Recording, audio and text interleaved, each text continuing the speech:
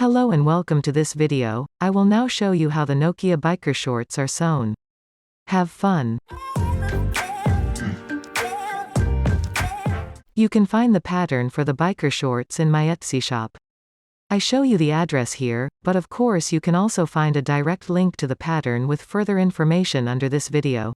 The biker shorts are high-waisted on the top and relatively short on the legs, so the updated version of the 90s classic. Here you can see the cut pieces. You need the main part twice. It is best to cut it so that the right sides are on top of each other on the inside.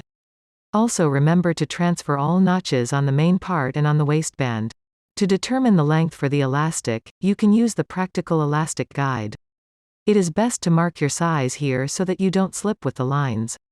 The elastic should be very elastic.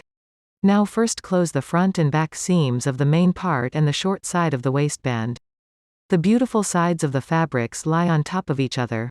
The shorts are of course most beautiful when you sew them with the overlock, but you can also use a zigzag stitch or a kind of fake overlock stitch on a normal sewing machine.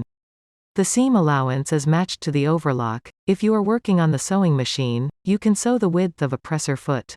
Iron the seam of the waistband flat in one direction, then fold the waistband in the middle so that the seam is on the inside.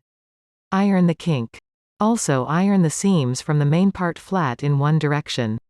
If you iron both seams in the same direction, for example backwards, they will be right when you sew them together. I now also pre-iron the lower edge, as this is much easier as long as the leg seam is not closed yet. I use my practical ironing ruler for this.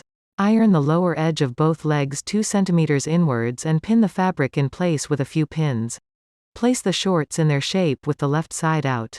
Place the seams exactly on top of each other in the middle. The overlock seam should now point in a different direction above and below so that the area does not become too thick. Pin this point in place. Now pin the rest of the inner seam in place, right to the end. So basically unfold the ironed hem again. Because we're sewing it together now as if we hadn't ironed the spot yet. Pin the waistband on the shorts. When the seam of the shorts is on the outside, you can slide the waistband into the shorts. Put notches on notches. All open edges point up in the same direction. The seam of the waistband goes on the seam of the back. The back part is the one that has a longer curve. Sew the waistband all the way around, but leave an opening of about 4 cm. Sew the inner leg seam, making sure that the seams are really flat in the crotch. I iron the waistband seam flat by laying it down towards the leg. The place that is still open, I put in the same shape. Pull the elastic through the waistband with an elastic threader or a large safety pin. Place the two ends of the elastic exactly on top of each other and insert a pin. Now sew the elastic with the width of a presser foot with a normal straight stitch. Use a lock stitch at the beginning and at the end. Unfold the elastic ends and sew the ends flat exactly on the center line with the widest possible zigzag stitch. Close the open gap on the waistband with the overlock. Then pull the overlock threads with a thick darning needle through the seam to secure this seam. The last 2 seams are sewn with the twin needle. Alternatively, you could of course finish off the edge of the leg with the overlock and then sew it up with another stretchy stitch.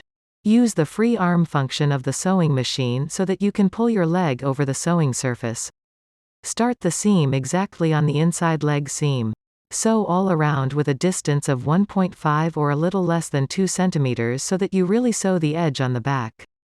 I choose a relatively high stitch length of 3.5, but that is a matter of taste and also depends on the sewing machine. When you are back at the beginning, sew the area back and forth with a few stitches to secure the seam.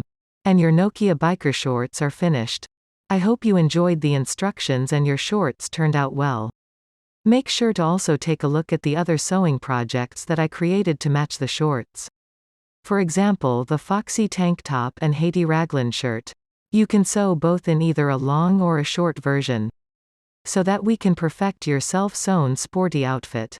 If you have sewn biker shorts Nokia and want to show them on Instagram, feel free to tag me in your picture with DIY mode patterns. I regularly share the most beautiful works from the DIY mode community there. Don't forget to subscribe to my channel and leave me some love with a thumbs up or a comment. Until my next video, I wish you all the best.